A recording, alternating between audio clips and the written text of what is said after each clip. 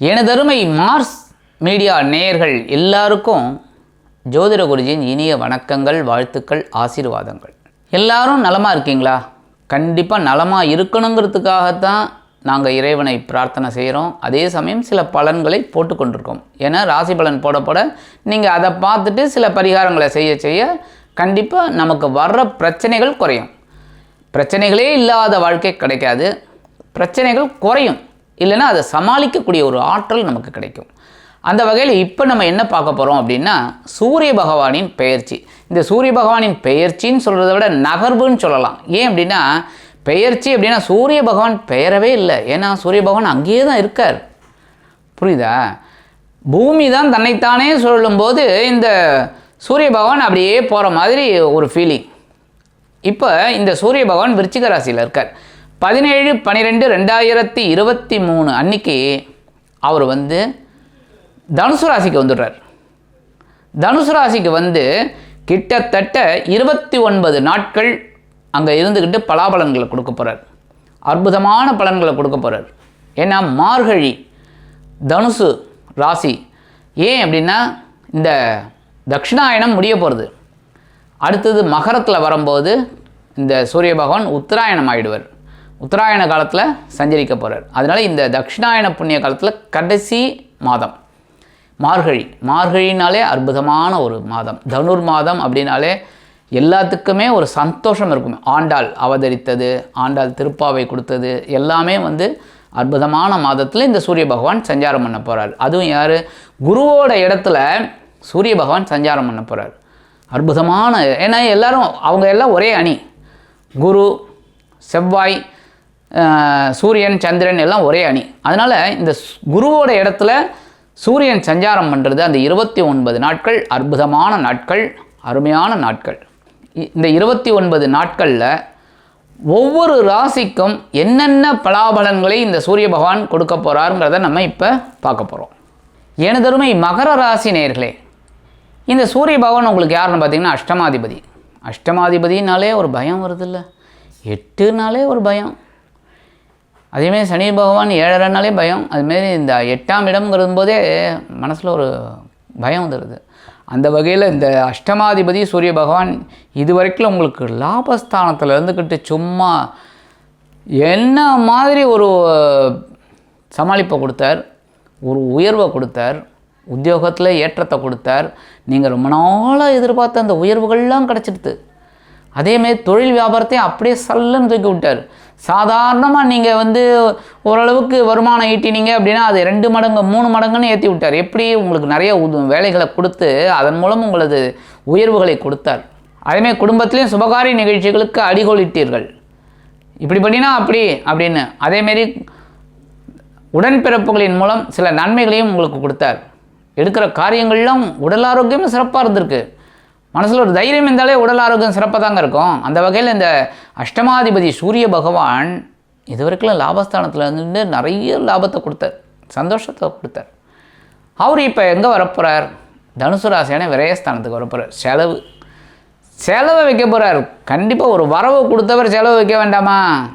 வைக்கும். இந்த செலவை வைப்பார். என்ன மாதிரி செலவு? சுபகாரிய செலவாக வரும். நிறைய சுபகாரிய செலவு.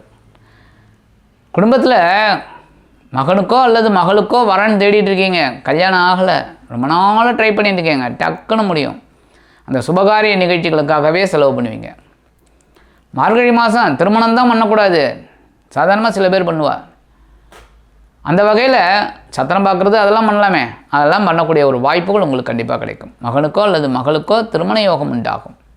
சுபகாரிய நிகழ்ச்சிகளுக்கு அடிகொள்ளிடுவீர்கள். அதேமாதிரி கணவன் மனைவிக்கிடையே ஒற்றுமை அதிகரிக்கும். விருந்து கேளிக்கை எல்லாம் கலந்துட்டு போவீங்க. அதெல்லாம் போட்டாலே செலவு தான், ஆனால் சந்தோஷமான செலவாக எடுத்துக்கோங்க. அதுக்கு என்ன பண்ணணும்? உடல் ஆரோக்கியத்தில் கொஞ்சம் கவனமாக இருக்கணும். விருந்து கேளிக்கைகள்லாம் கண்டபடியே சாப்பிடக்கூடாது. ஏன்னா அப்புறம் மருத்துவ செலவு யார் வைக்கிறது? மருத்துவ செலவு ஆனாலும் பரவாயில்ல, உடல் ஆரோக்கியம் கெட்டு போகுமானோ. அதனால் உடல் ஆரோக்கியத்தில் கவனமாக இருந்தாலே போகும். உணவு கட்டுப்பாடு இருந்தாலே உடல் ஆரோக்கியம் சிறப்பாக இருக்கும். மருத்துவ செலவுகளே இருக்காது. ஸோ மருத்துவ செலவு இல்லாமல் எல்லா காரியங்களும் சுப செலவுகளாக மாற்றிக்கோங்க. அதேமாதிரி குழந்தைகளோட கல்விக்காக சில செலவுகளை மேற்கொள்வீர்கள். குழந்தைகளை வெளிநாட்டுக்கு போய் படிக்க வைக்கணும், இல்லை வேலைக்கு அனுப்பணும் அப்படின்னா தாராளமாக உபயோகப்படுத்திக்கலாம் இந்த நேரத்தை. நல்ல உத்தியோகம் கிடைக்கும், நல்லா படிக்கக்கூடிய ஒரு வாய்ப்புகள்லாம் வெளிநாட்டில் போய் படிக்கலாம், இல்லை வெளியூரில் போய் படிக்கக்கூடிய வாய்ப்புகள்லாம் அமையும். குழந்தைகளுக்காக சில முக்கிய முன்னேற்பாடுகளை செய்வீர்கள். அதேமாரி உத்தியோகத்தில் நீங்கள் விரும்பி இடமாற்றம்லாம் கிடைக்கும். அரசியல்வாதிகளுக்கு முக்கியமான ஒரு பொறுப்புகள் கிடைக்கும். அதை விட உத்தியோகத்தில் இருக்கிறவங்களுக்கு அந்த விரும்பிய இடமாற்றம்னு சொன்னேன் பார்த்தீங்கன்னா, அது கண்டிப்பாக கிடைக்கும். தொழில் வியாபாரத்தையும் அபிவிருத்தி செய்யக்கூடிய ஒரு வாய்ப்பெல்லாம் இந்த சூரிய பகவான் கொடுப்பார். லாபஸ்தானத்தில் இருந்துக்கிட்டு உங்களுக்கு ஒரு உயர்வை கொடுத்தார். இப்போ அதை விருத்தி பண்ணணுமானோ, உயர்வு வந்ததுனாலும் விருத்தி பண்ணணுமானோ, அதை பெருசாக லெவலில் கொண்டு வந்தால் தானே தொழில் வியாபாரம் சிறப்பாக இருக்கும். அதனால் அதை செய்யக்கூடிய ஒரு வாய்ப்புகளெல்லாம் இந்த சூரிய பகவான் விரயஸ்தானத்தில் இருந்துக்கிட்டு உங்களுக்கு கொடுக்க போகிறார். அற்புதமான பலன்களெல்லாம் கொடுக்க போகிறார். செலவுகளாக வைப்பார். எப்படின்னா அதை என்ஹான்ஸ் பண்ணுறது, அப்படியே பெருசு பண்ணுறது. ஆக இதெல்லாம் நீங்கள் பண்ண தொழில் வியாபாரம் அற்புதமாக இருக்கும். அதேமாதிரி நீங்கள் கேட்குற உதவிகள்லாம் இப்போ கிடைக்கக்கூடிய ஒரு வாய்ப்புகள் உங்களுக்கு ஆட்டோமேட்டிக்காக கிடைக்கும். எந்த இடத்துல இருந்தாலும் சரி, நண்பர்களின் மூலம் நீங்கள் கேட்ட உதவிகள்லாம் இப்போ கிடைக்கும். நண்பர்கள்ட்ட ரொம்ப நாளாக கேட்டுக்கிட்டு இருக்கீங்க, அதெல்லாம் கிடைக்கிறதுக்கு வாய்ப்புகள் இருக்குது. அதேமாதிரி நண்பர்களுக்காக சில முன்னேற்பாடுகளையும் நீங்கள் செய்வீங்க. நண்பர்களோட விஷயத்தில் நீங்கள் அக்கறை எடுத்துப்பீங்க, அவங்களுக்கு உண்டான உதவிகளையும் நீங்கள் செய்வீங்க. ஏன்னா சாதாரணமாக மகர ராசிக்காரர்கள் கொஞ்சம் இலகிய மனதை கொண்டவர்கள். ஏதாவது ஒரு உதவின்னு யாராவது கேட்டால் கண்டிப்பாக செய்யக்கூடிய ஆளுங்க. அதனால் இந்த உதவின்னு கேட்டு வரவங்களுக்கெல்லாம் நீங்கள் கொஞ்சம் செலவாக பார்க்காம அழகாக செய்வீங்க. அதுவே உங்களுக்கு இந்த சமூகத்தில் ஒரு அந்தஸ்தை கொடுக்கறதுக்கு வாய்ப்புகள் நிறையா இருக்குது. சமூகத்தில் உங்களோட மதிப்பும் மரியாதையும் உயரும். அதேமாதிரி உற்றார் உறவினர்களின் இல்ல திருமண நிகழ்ச்சிகளில் நீங்கள் ஆளாக நின்று நிறைய வேலைகளை செய்வீங்க. அதன் மூலமாகவே உங்களுக்கு குடும்பத்தில் ஒரு பெரிய ஒரு மரியாதை கிடைக்கும். கல்வி பயிலும் மாணவ மாணவிகள் அப்படிங்கும்போது கல்வியில் அற்புதமாக படிக்கக்கூடிய ஒரு வாய்ப்புகள்லாம் ஆட்டோமேட்டிக்காக கிடைக்கும். இந்த விரயராசிக்கு வரக்கூடிய சூரிய பகவான் அஷ்டமாதிபதி உங்களுக்கு பல விதங்களிலும் அருமையான வாய்ப்புகளை அள்ளித் தருவார். அதை உபயோகப்படுத்தி கொண்டு வளமான வாழ்க்கையை அமைத்து கொடுக்கும் என்று கூறி விடைபெறுகிறேன். நன்றி, வணக்கம். மீண்டும் ஒரு அருமையான பதிவில் நான் உங்களை மனமகிழ்ச்சியோடு சந்திக்கிறேன். வாழ்த்துக்கள். வாழ்க வளமுடன். இந்த சேனல் உங்களுக்கு பிடிச்சிருந்தா மறக்காம சப்ஸ்கிரைப் பண்ணுங்க, ஷேர் பண்ணுங்க, லைக் பண்ணுங்க, கமெண்ட் பண்ணுங்க.